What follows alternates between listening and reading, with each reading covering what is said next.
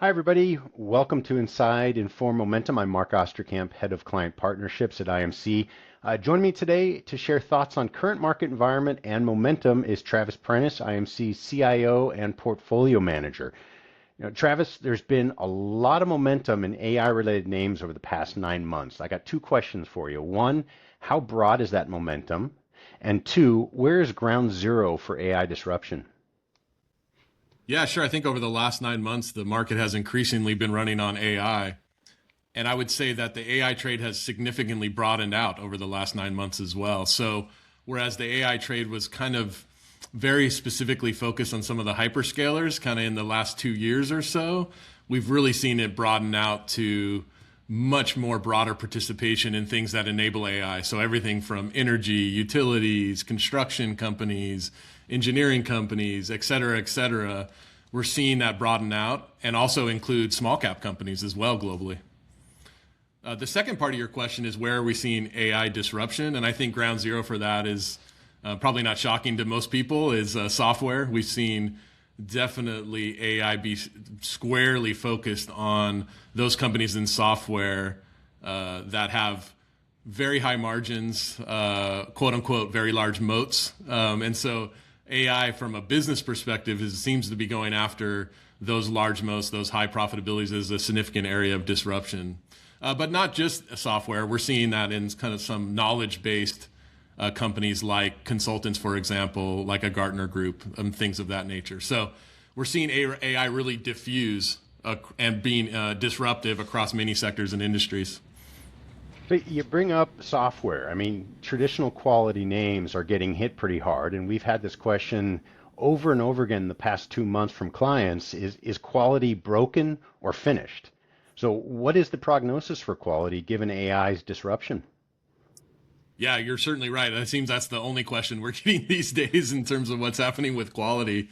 But we don't think quality is broken. In fact, according to our research, we think quality over the long term is actually a pretty significant premium. So owning companies with a high relative operating profitability is a good bet if history is any guide over the long term. However, that doesn't mean that if something works over the long term, that it works all the time, quarter after quarter, year after year. Certainly all factors, including quality, are dependent on market dynamics, and they're also cyclical. So I think what we're seeing in quality is not different than how factors act in general.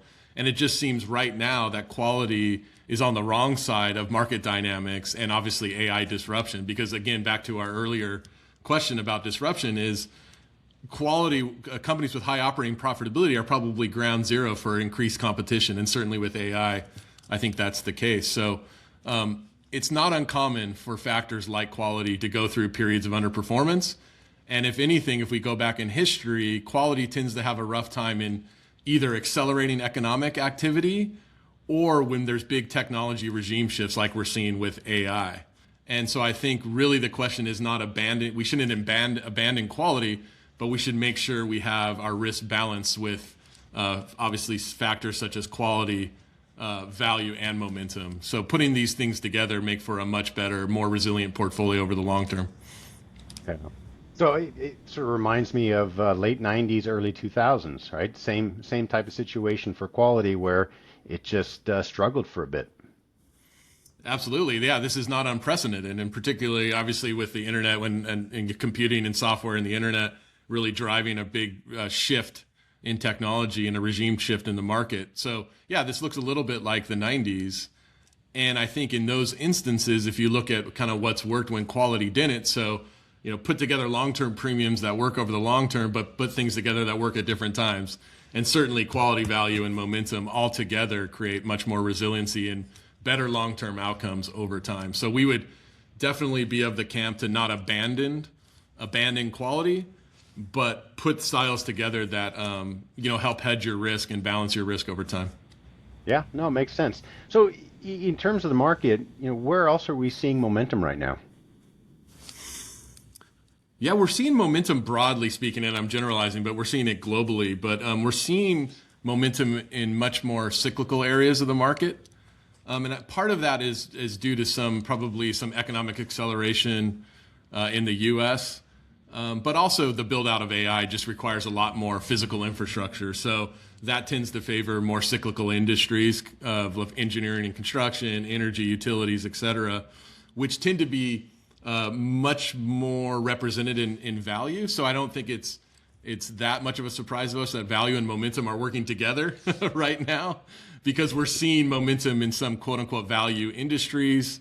And then I would say on top of kind of the more cyclical trade, financials have been an area of very strong momentum, particularly in Europe. Now that's come back a little bit. There's a little bit of a pause in performance, but these companies are still trending. So yeah, we're seeing momentum trade actually along with AI kind of broaden out from just, technology and industrials. It's interesting. It's you talk about momentum and value and finding momentum and value names. I think this really highlights the difference between momentum and growth. I mean, it's something that I think confuses people from time to time. But I'd love to get your thoughts on these periods where momentum and growth are just not very correlated. Yeah, totally. I mean, momentum strength is its adaptability, right? It's chameleon-like, so it doesn't care where an equity is positioned in a style box, like whether it's value, core, growth, quality, it doesn't matter, as long as it's outperforming. So in that way, momentum at its essence is that adaptability. So it can move across industries and sectors and style boxes, kind of irrespective of those kind of boxes we put everything in. So in that way, too, it's much more adaptable than growth, because growth tends to be concentrated in those growthier industries like technology, healthcare, whereas momentum's probably going to be over time a lot more diversified in terms of where it's finding ideas. So it's much different than growth as a discipline, as growth reorients to has had growth or projected to grow, and oftentimes expensive stocks. Momentum kind of moves to where the performance is, where the trends are, and away from weakness. So in this way, momentum and growth have very different outcomes so far this year. And part of that is due to some of the disruption that we see in software, which tends to be much more allocated to in a traditional growth, from a traditional growth perspective. So, hey, changing lanes a little bit. I mean, we got to look at the geopolitical environment between Venezuela, Iran, oil prices. I mean, things are changing quickly and remain pretty fluid. How are you looking at these risks in the portfolios? Yeah, the world has gotten a little bit more complicated in the last week or so, particularly. But from a process perspective, nothing really changes from our perspective. I think inherently in our process is we move quickly when the signal suggests that we move. So as the world changes, momentum adapts, and certainly our process is designed to do that. But I would say, at the margin, I think there's a lot of noise mixed in with signals currently. And so I think you got to be vigilant in terms of your process, but also understand that really focus as much as possible on the signal through what has been a very noisy environment over the last week or so. From a process perspective, nothing really changes, although you're much more focused on signal to noise ratio. Interesting. Great. Well, Travis, appreciate the thoughts today. Thanks for joining us, and another edition of Insight and for Momentum. All right, thanks. Thank you.